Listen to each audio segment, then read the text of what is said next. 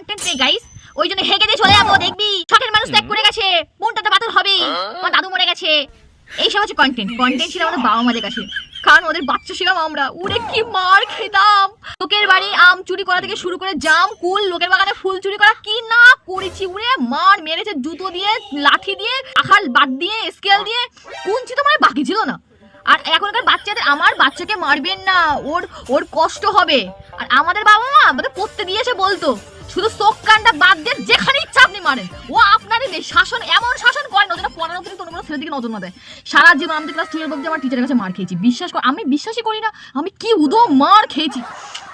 আর তখন এখনকার ছেলেমেয়েরা তো বাইরে বেরোয় না, আর আমরা বাবা সেই সকালবেলা একটুখানি কোনো রকম করতে হতো, তারপরে পাড়ায় খুঁজে পেত না।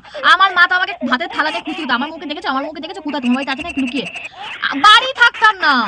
ওইটা আমরা ছিলাম কন্টেন্ট। আমাদের বাবা মাদের তখন, আমাদের বাবা মাদের কাছে ভাগ্য ভালো ফোনটা ছিল না, নারী এমন আমাদের রহস্য উন্মোচন করতাম বাবা মারা, মানে বড় হয়ে আমরা নিজেরা লজ্জা পেয়ে যেতাম।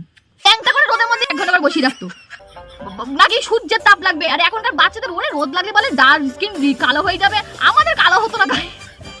এখনকার বাচ্চারা খুব সেন্সিটিভ। কন্টেন্ট আমাদের সময় ছিল, আমাদের বাবা মাদের ভাগ্য ভালো ফোনটা ছিল না, আর এখন আমাদের কাছে ফোন আছে অথচ কন্টেন্ট নেই। আর বলো না, প্যান্টের মধ্যে লঙ্কার গুঁড়ো দিয়েছে প্র্যাঙ্ক করছে, এই হচ্ছে এখনকার কন্টেন্ট।